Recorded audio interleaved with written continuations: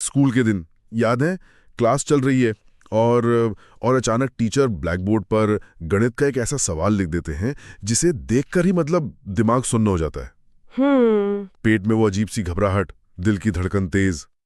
ऐसा लगता था मानो किसी अनजान भाषा में कुछ लिख दिया हो। बिल्कुल, ये अनुभव सिर्फ कुछ लोगों का नहीं है, मुझे लगता है हम में से ज्यादातर लोगों की कहानी है ये। हाँ, तो आज हमारे पास जो सामग्री है वो इसी जानी पहचानी कहानी की जड़ तक जाती है। ये सिर्फ मैथ्स के फॉर्मूलों के बारे में नहीं है, नहीं, बल्कि उन भावनाओं, उस डर और उस मनोविज्ञान के बारे में है जो बच्चों को गणित से या तो जोड़ देता है या फिर हमेशा के लिए दूर कर देता है। सही बात है। तो आज हम यही समझने की कोशिश करेंगे कि आखिर गणित बच्चों के लिए एक हुआ क्यों बन जाता है, और जिसे हम गणित का डर कहते हैं, क्या वो वाकई बच्चे की काबिलियत में कमी है या फिर हमारे सिखाने के तरीकों में ही कोई बड़ी चूक है। हाँ, एक बहुत बड़ा सवाल है ये। चलिए इस मामले की तह तक चलते हैं। जरूर।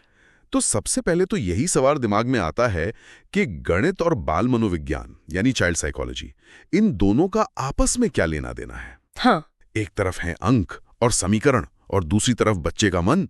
ये दोनों चीजें जुड़ती कहाँ हैं? ये सवाल बहुत दिलचस्प है क्योंकि यहीं पर सारी समस्या की जड़ छिपी है। देखिए, जब हम बाल मनोविज्ञान कहते हैं तो इसका मतलब सिर्फ किताबी बातें नहीं है। अच्छा, इसका सीधा सा मतलब है ये समझना कि हर बच्चे का दिमाग अलग तरह से काम करता है। उनकी अपनी रुचियां हैं, अपनी भावनाएं हैं और सबसे जरूरी सीखने की अपनी एक रफ्तार है। मतलब हर बच्चा अलग है। हर बच्चा अलग है। कोई बच्चा देखकर सीखता है, कोई सुनकर तो कोई कुछ करके। हाँ, अब सोचिए, गणित की क्लास में क्या होता है? एक ही तरीका सबके लिए। हाँ, अक्सर एक ही तरीका, एक ही रफ्तार से पूरी क्लास को पढ़ाया जाता है। हम ये मानकर चलते हैं कि एक ही चाबी से सारे ताले खुल जाएंगे। हाँ, ये वन साइज फिट्स ऑल वाली सोच। और गणित जैसे विषय में तो ये और भी ज्यादा नजर आती है। बिल्कुल, क्योंकि उसे बहुत ही नियम कानून वाला विषय माना जाता है। तो क्या इसका मतलब ये है कि बच्चों के गणित सीखने का कोई प्राकृतिक, कोई नेचुरल तरीका भी होता है जिसे हम नजरअंदाज कर रहे हैं? बिल्कुल, और ये बहुत ही कमाल की बात है जो इन स्रोतों से निकल कर आती है। बच्चे सीधे मुश्किल चीजों पर नहीं कूदते। उनका दिमाग एक क्रम में, एक सीक्वेंस में जानकारी को प्रोसेस करता है। एक सीक्वेंस में? हाँ, इसके 3 बहुत ही सादे और सरल चरण हैं। 3 चरण? ये क्या है? पहला चरण है ठोस यानी कॉन्क्रीट। बच्चे सबसे पहले उन चीजों से सीखते हैं जिन्हें वो छू सकते हैं, देख सकते हैं, महसूस कर सकते हैं। जैसे 4 कंचे हाथ में लेकर गिनना या 2 सेब और 2 सेब मिलाकर देखना कि कुल 4 सेब हो गए। यहाँ गणित उनकी आंखों के सामने होता है, हवा में नहीं। अच्छा, यानी वो अपनी दुनिया की चीजों से गणित को जोड़ते हैं। ये तो समझ आता है। और दूसरा चरण?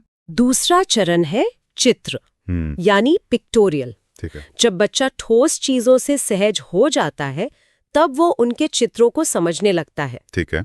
अब उसे असली 4 सेब की जरूरत नहीं है। वो कॉपी में बने 4 सेब के चित्र देखकर भी समझ जाएगा। ये ठोस से एक कदम आगे थोड़ी अमूर्त सोच की तरफ बढ़ना है। ठीक है, ठोस चीजें, फिर उनके चित्र, और आखिरी चरण क्या है? आखिरी और तीसरा चरण है प्रतीक यानी एब्स्ट्रैक्ट। यहीं पर अंक और चिन्ह आते हैं, जैसे 2 + 2 = 4। ये गणित का सबसे अमूर्त, सबसे एब्स्ट्रैक्ट रूप है। समस्या ये है कि हमारे एजुकेशन सिस्टम में अक्सर पहले 2 सबसे जरूरी चरणों को या तो बहुत जल्दी में निपटा दिया जाता है या कभी-कभी तो उन्हें छोड़ ही दिया जाता है। एक मिनट, इसका मतलब जब टीचर क्लास में आते ही ब्लैक बोर्ड पर सीधे x + y = z लिख देते हैं, हाँ, तो वो असल में सीखने की नींव के 2 सबसे जरूरी पत्थर रखे बिना ही तीसरी मंजिल बनाने की कोशिश कर रहे हैं। आपने बिल्कुल सही पकड़ा। सोचिए, जब नींव ही कमजोर होगी या होगी ही नहीं तो इमारत कैसे टिकेगी? सही बात है। बच्चे के दिमाग में खालीपन, एक गैप बन जाता है। वो ये नहीं समझ पाता कि इस x का उस सेब या उस कंचे से क्या रिश्ता है जिसके बारे में उसने कभी सोचा था। वो बस कुछ नियमों को रटने की कोशिश करता है और जब सवाल थोड़ा सा भी घूम कर आता है तो उसकी पूरी समझ ढह जाती है। ये सुनने के बाद तो मुझे अपने स्कूल के दिन याद आ रहे हैं। मुझे लगता है मेरे टीचर ने सीधे तीसरे स्टेप से ही शुरू किया था, और शायद इसीलिए मेरे पेट में हमेशा वो बेचैनी होती थी। क्या इसी को गणित का डर कहते हैं? वो फील कि मैं इसे कभी नहीं समझ पाऊंगा। हाँ, ज्यादातर मामलों में उस डर की शुरुआत यहीं से होती है, जब बच्चे के मन में वो कनेक्शन नहीं बनता, तो उसे लगने लगता है कि ये मुझसे नहीं होगा। अच्छा। ये कोई जन्मजात डर नहीं है, ये आसमान से नहीं टपकता, ये उस खालीपन और कंफ्यूजन से पैदा होता है। और हमारे स्रोत बताते हैं कि इस डर को पैदा करने में कुछ चीजें आग में घी का काम करती हैं। जैसे कि मुझे लगता है कई लोग ये सुनना चाहेंगे, शायद वो अपने बच्चों या अपने खुद के अनुभव से इसे जोड़कर देख पाएं। सबसे पहला और बड़ा कारण है गणित की कठिन भाषा। जब टीचर्स बहुत ज्यादा तकनीकी शब्दों का इस्तेमाल करते हैं जो बच्चे के रोजमर्रा के जीवन से कोसों दूर होते हैं। ये ऐसा है जैसे आप किसी को तैरना सिखाने के लिए उसे पानी में उतारने की बजाय उछाल और घनत्व पर भौतिकी का लेक्चर देने लगे। हाँ, सही है। बच्चा विषय से जुड़ने की बजाय और डर जाता है। सही बात है। और दूसरा क्या है? दूसरा है बार बार मिलने वाली असफलता। जब बच्चा उस गैप की वजह से लगातार गलतियां करता है और उसे सही करने का तरीका नहीं मिलता तो उसका आत्मविश्वास टूट जाता है। हर गलत जवाब उसके मन में इस बात को और पक्का करता है कि मैं गणित के लिए बना ही नहीं हूं।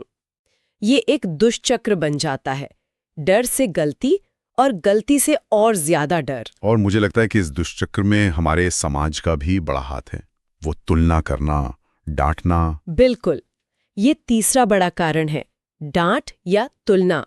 देखो, पड़ोस वाले लड़के के पूरे नंबर आए हैं, या तुमसे एक छोटा सा सवाल हल नहीं होता। हाँ, ये तो बहुत होता है। ये बातें बच्चे के दिमाग पर जहर की तरह असर करती हैं। वो गणित को एक विषय की तरह नहीं बल्कि अपनी काबिलियत कर एक फैसले की तरह देखने लगता है।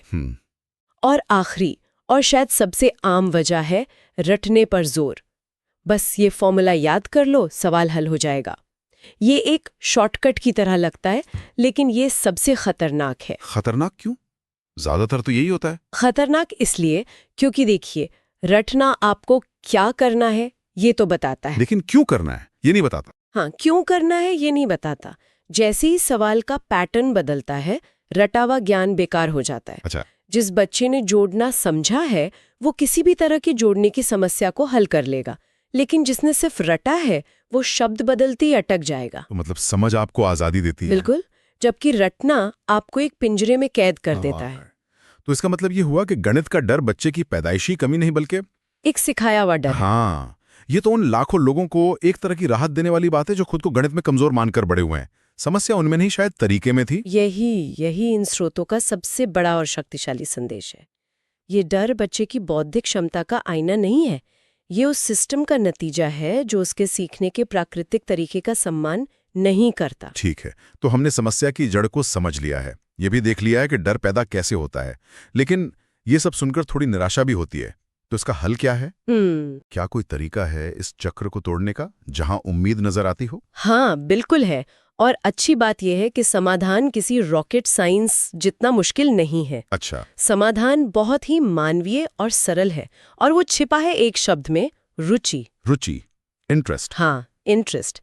अगर आप बच्चे के मन में विषय के लिए सच्ची रुचि पैदा कर दें तो आधी लड़ाई तो वहीं जीत ली जाती है। रुचि। लेकिन गणित जैसे विषय में रुचि कैसे पैदा की जा सकती है जिसे ज्यादातर बच्चे बोरिंग मानते हैं? उसे क्लासरूम और किताबों की दुनिया से बाहर निकालकर, मतलब उसे बच्चे की अपनी दुनिया का हिस्सा बनाकर। स्रोत इस पर बहुत जोर देते हैं, जैसे बच्चे को दुकान पर ले जाकर हिसाब करवाना। अगर हमने 50 रुपए दिए और 35 रुपए का सामान लिया तो कितने वापस मिलेंगे? हाँ। ये अब गणित का सवाल नहीं, एक असली जिंदगी की पहेली है। या फिर क्रिकेट का स्कोर कार्ड समझना, रन रेट क्या होता है, एक ओवर में कितने रन चाहिए। अरे वाह, बिल्कुल। इससे बेहतर प्रैक्टिकल मैथ्स क्या होगा? बेहतर और मजेदार बनाने का एक टूल है, तो उनका नजरिया पूरी तरह बदल जाता है। और सीखना एक बोझ नहीं रहता। सीखना तब एक बोझ नहीं बल्कि एक खेल, एक खोज बन जाता है। ये तो हुई बच्चों की रुचि की बात, लेकिन इस बदलाव को लाने में सबसे बड़ी भूमिका तो टीचर की होगी।